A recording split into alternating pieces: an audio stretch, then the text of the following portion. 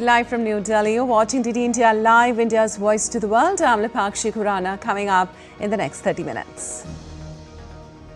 India elected to the United Nations Human Rights Council for the 7th time for the term 2026 to 28. This reflects India's unwavering commitment to human rights and fundamental freedoms. US Senate rejects Republican funding bill for the 8th attempt at deepening uncertainty over shutdown. Trump to unveil list of Democrat programs to be shut on Friday. Over 4,000 employees fired since October 1st. Hamas hands over 4 more bodies of hostage after Israel threatens aid cut. Israel to keep a border shut at least through Wednesday. Trump says Hamas must disarm or be disarmed, perhaps violently.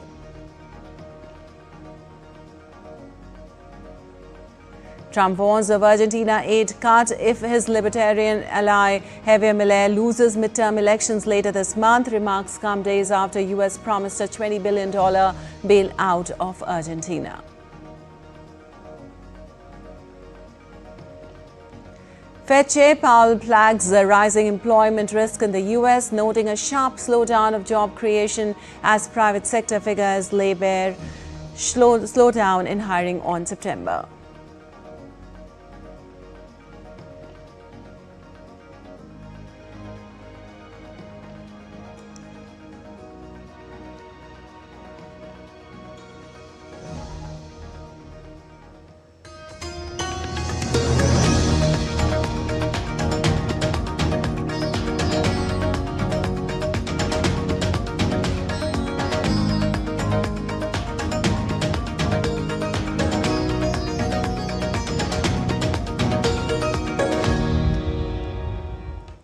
On to the details now. The US Senate on Tuesday rejected a potential funding deal for the 8th time, guaranteeing that the government shutdown that has caused disruptions in services across the country will continue. Well, US President Donald Trump said his administration planned to produce a list on Friday of Democrat programs that will be closed as a result of the ongoing federal government shutdown. Now, speaking to reporters on Tuesday, Trump promised to use the shutdown as an opportunity to exert more leverage over federal spending. The Democrats are getting killed on the shutdown because we're closing up programs that are Democrat programs that we were opposed to. So we're being able, and they're never going to come back in many cases. So we're being able to do things that we were unable to do before. So we're closing up programs that are Democrat programs that we wanted to close up or that we never wanted to happen, and now we're closing them up, and we're not going to let them come back. Meanwhile, the Senate failed in its 8th attempt to pass legislation approved last month by the House of Representatives that would end the shutdown by providing government funding through November 21st. Now, the Senate voted 49-45 to advance the bill, short of the 60 yes votes needed in the 100-member Senate controlled by the Republicans. The government shutdown entered its 3rd week, with Republican Democratic lawmakers continuing to blame each other for the impasse.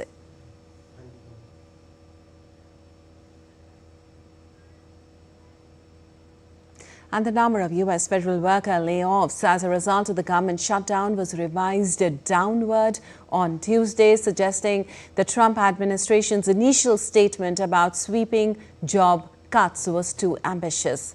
Now, the Trump administration has dismissed more than 4,100 employees since 1st of October, the day the U.S. government shutdown began. The Justice Department last week in a separate court filing estimated the figure was at least 4,200. President Donald Trump blamed the cuts on the U.S. government shutdown. The government is closed because Trump and lawmakers have failed to agree on a spending plan for federal agencies. Well, Trump is trying to pressure Democrats into accepting his spending plan by firing federal workers and cutting programs he says Democrats favor. And Hamas handed over more bodies of deceased hostages to Israel on Tuesday since US President Donald Trump touted his plan to end the Gaza conflict. The bodies were returned after Israel announced it would cut in half the number of humanitarian aid trucks allowed into Gaza in a move to punish Hamas. Meanwhile, re-emergent Hamas fighters demonstrated they were reasserting control in Gaza by deploying hundreds of security forces in the streets and executing several people they accused of collaborating with Israel. Now, the outlook for Trump's peace plan darkened further when the president threatened Hamas with military strikes unless the militant group disarmed itself. I don't have to explain that to you, but if they don't disarm, we will disarm them. They know I'm not playing games, okay? Now, we did something monumental. We got the hostages back. That was the first thing we had to do, above all else. Get the hostages back. Now, they misrepresented because we were told they had 26, 24 of dead hostages, if we can use those terms. And it seems as though they don't have that. Well, US President Donald Trump on Tuesday threatened to pull assistance for Argentina if the nation's internal politics do not go the United States' way in its upcoming elections. Trump and Argentina's President Milei met at the White House just days after the US agreed to provide a major financial lifeline to the nation. Well, Trump threw his support behind the Argentine president's upcoming bid for re-election next year, calling the possibility of his victory very important. Trump also gave Argentines a clear ultimatum about Milei's 2027 re-election bid, saying if he doesn't win, we're gone. We're going to work very much with the president. We think he's going to win. He should win. And if he does win, we're going to be very helpful. And if he doesn't win, we're not going to waste our time because you have somebody whose philosophy has no chance of making Argentina great again. I'm with this man because his philosophy is correct. And he may win and he may not win, but I think he's going to win. And if he wins, we're staying with him. And if he doesn't win, we're gone. Well, Trump endorsed Javier Milei in a social media post after their meeting and praised Milei, calling him a great leader. Meanwhile, Milei said he was honored to visit the White House and praised Trump's peacemaking efforts in the Middle East.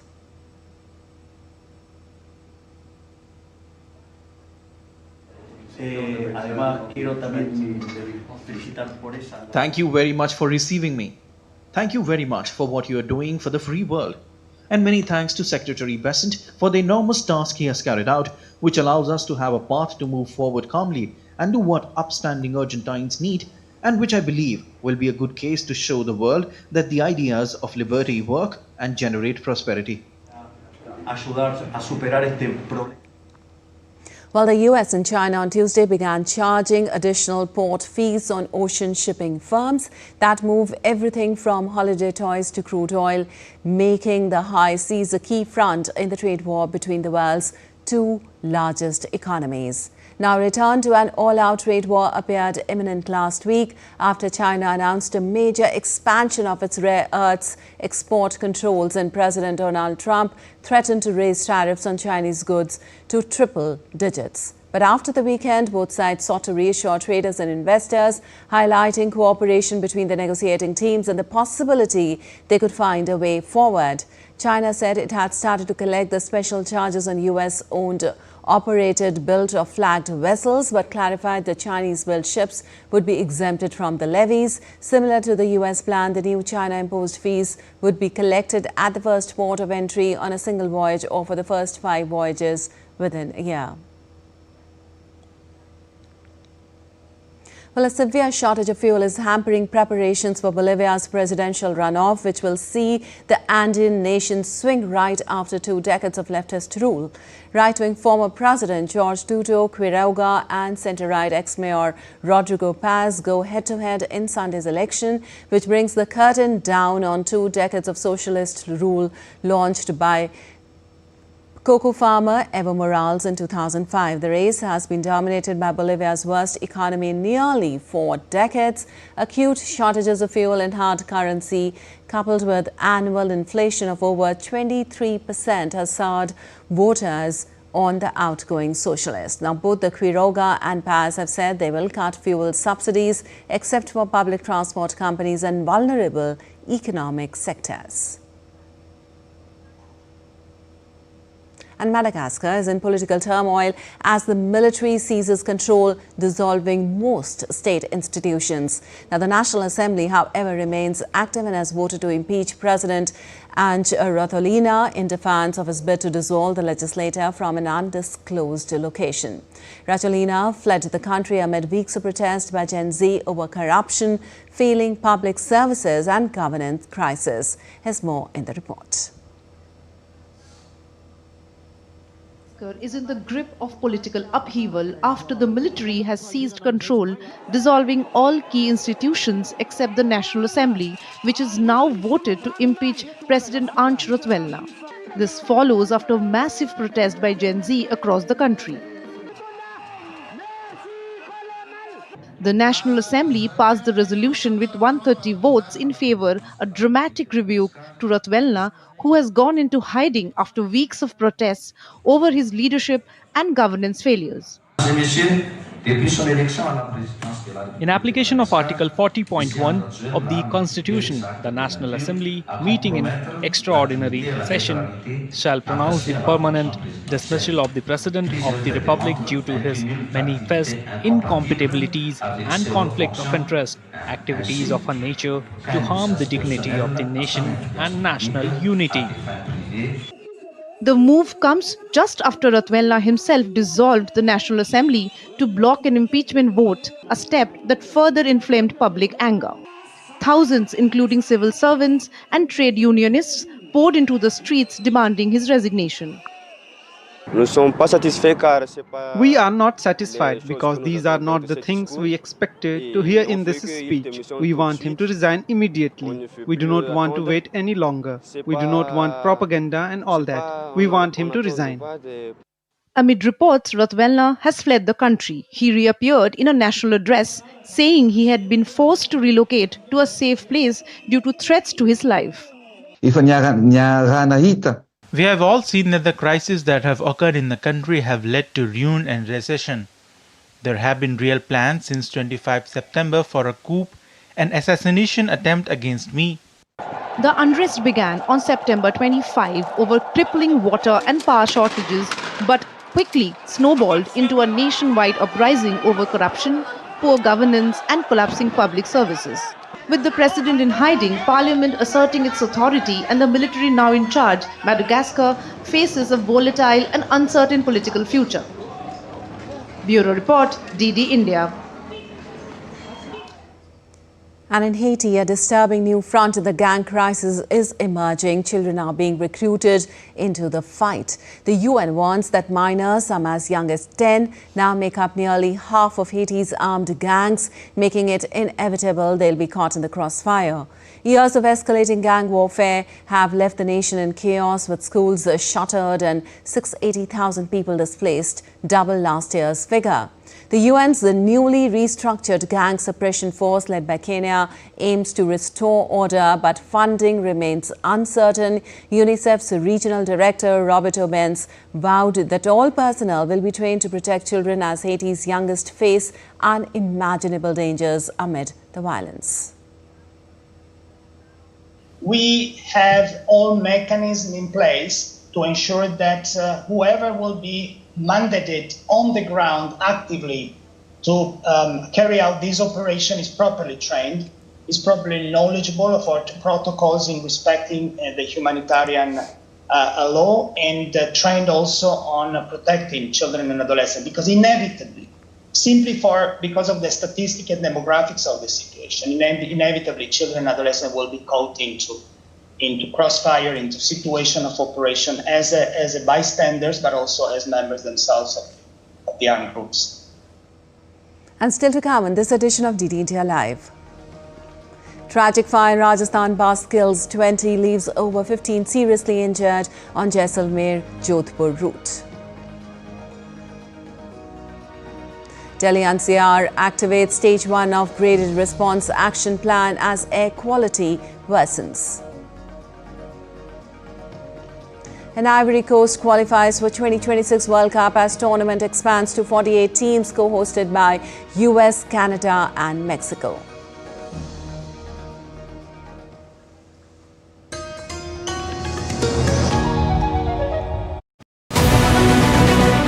This week on Defence Dynamics, India's defence momentum gathers force. From new missile deals and production lines to deeper naval cooperation with India, New Delhi's strategic partnerships are setting new benchmarks. Meanwhile, a Chinese move that could disrupt global defence supply chains, raising fresh concerns amongst major powers.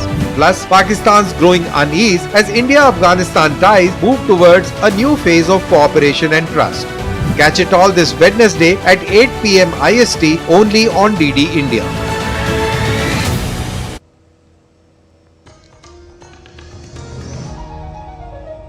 Welcome back. You're watching DD India Live. I'm Lipakshi Khurana, and moving on, India was elected to the United Nations Human Rights Council for the term 2026 to 28 for the 7th time today.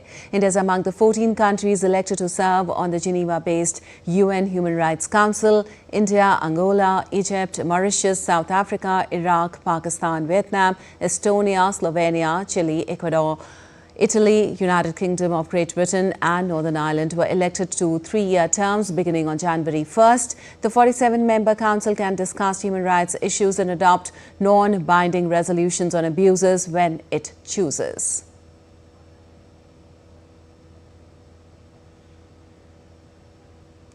Well, India's permanent representative to the United Nations, Parvataneni Harish, thanked all delegations for their overwhelming support. In a social media post, he said, and I quote, "This election reflects India's unwavering commitment to human rights and fundamental freedoms. We look forward to serve this objective during our tenure," unquote.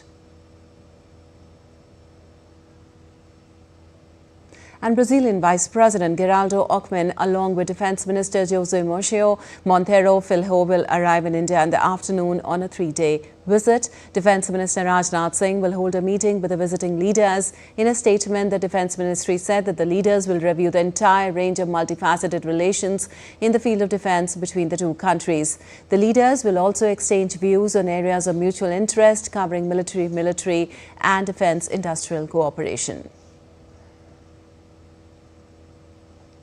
Also, trade and economic relations are expected to be a major focus of the Vice President's visit. Both India and Brazil are currently facing higher US tariffs, prompting efforts to strengthen bilateral trade and reduce dependence on external markets. Also, economic engagement between India and Brazil has grown steadily. During Prime Minister Narendra Modi's state visit to Brazil in July, the two leaders set a goal to raise bilateral trade to $20 billion USD within 5 years. In financial year 2024-25, merchandise trade between the two nations reached 12.19 billion USD, making Brazil India's largest trading partner in Latin America and the Caribbean.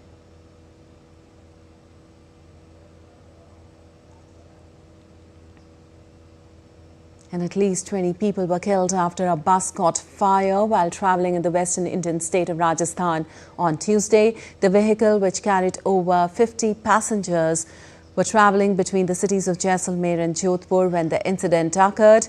Prima facie, it appears that the fire broke out due to a short circuit. Over 15 passengers sustained a serious burn injuries, with some suffering up to 70% burns. They were initially rushed to Jawahar Hospital in Jaisalmer and later referred to Jodhpur for advanced treatment.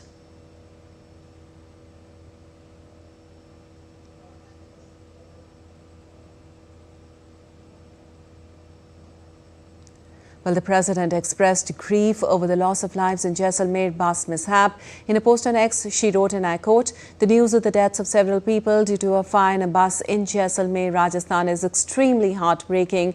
I express my deepest condolences to the bereaved families and pray for the speedy recovery of the injured," unquote. Prime Minister Modi also condoled the loss of lives in Jaisalmer bus mishap. Sharing his thoughts on X, he wrote, and I quote, "Distressed by the loss of lives due to a mishap in Jaisalmer, Rajasthan, my thoughts are with the affected people and their families during this difficult time. Praying for the speedy recovery of the injured, an ex gratia of 2 lakh rupees from PMNRF would be given to the next of the kin of each deceased. The injured would be given 50,000 rupees, unquote.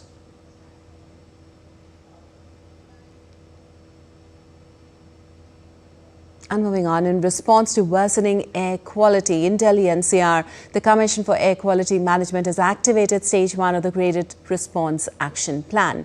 Now, the move comes amid forecast from the India MET Department and IITM predicting that pollution levels are likely to remain in the same category over the coming days. The committee has directed all concerned agencies in the NCR to implement, monitor and review the Stage 1 measures immediately to prevent further deterioration of air quality. A 27-point action plan as per Stage 1 of GRAP is applicable with immediate effect in the entire NCR. Several measures have been put in place to control dust and limit emissions.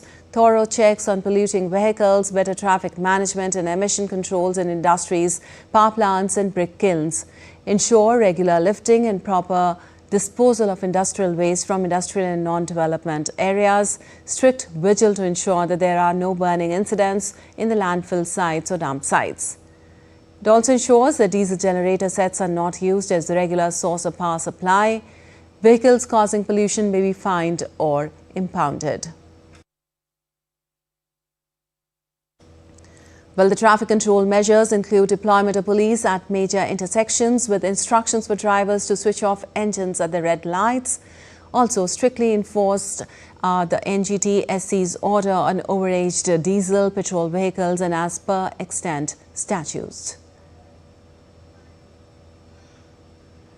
And now let's understand what is GRAP. The Graded Response Action Plan is a framework of stratified measures and guidelines designed to combat rising air pollution in Delhi NCR.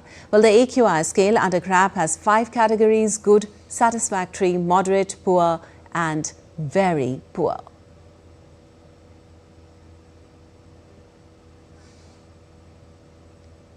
Well, the Federal Reserve Chair, Jerome Powell, on Tuesday said that the U.S. economy may be on a firmer footing, but warns the job market remains fragile. Speaking at a business economic conference in Philadelphia, Powell described a growing tension. Economic growth appears stronger, yet hiring has stalled.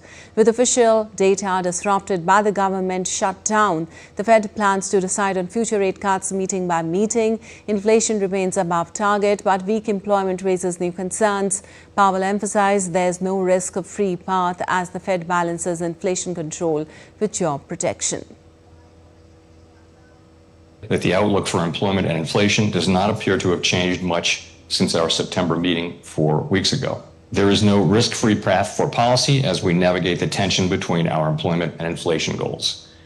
This challenge was evident in the dispersion of committee participants' projections at the September meeting. And I'll stress again that these projections should be understood as representing a range of potential outcomes whose probabilities evolve as new information informs our meeting-by-meeting approach to policymaking. We'll set policy based on the evolution of the economic outlook and the balance of risks rather than following a predetermined path. And on to the sports news now. The 2026 World Cup will be co-hosted by the United States, Canada and Mexico. So far, 28 countries have qualified for the World Cup scheduled to take place from 11th of June 2026 across 16 cities. Argentina, the world champions, are among those to have qualified, but there are still 20 spots to fill. The latest entry being Ivory Coast, making history by returning to the game after 12 years. The Elephants overcame Kenya 3-0 in the final qualifier on Tuesday to finish top of the group and secure a berth. Captain Frank Kessie had the reigning African champions ahead after 7 minutes, but they squandered a hatful of chances before Yan Diomande added a second in the 54th minute. Ahmad Diallo then buried a 84th minute free kick into the corner for the third goal amid a torrential downpour in Abidjan. Notably, the new format of the FIFA World Cup will feature 12 four-team groups in an extra knockout round, a round of 32. And the Radio City Rocketeers rehearse for the 2025 Christmas performance opening November 6th at New York's Radio City Music Hall. This year's show features enhanced choreography and a new immersive sound system, with 84 dancers preparing for the high-energy holiday tradition.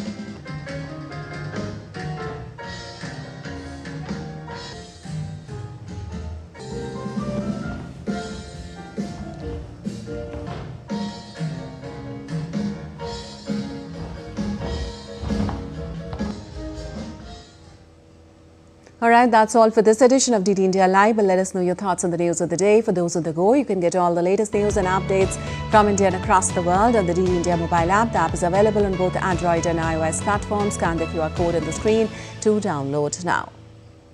We'll be back with more news as it breaks here on DD India. I'm Lipakshi Khurana from all of us here in Delhi. Thanks for watching DD India News App.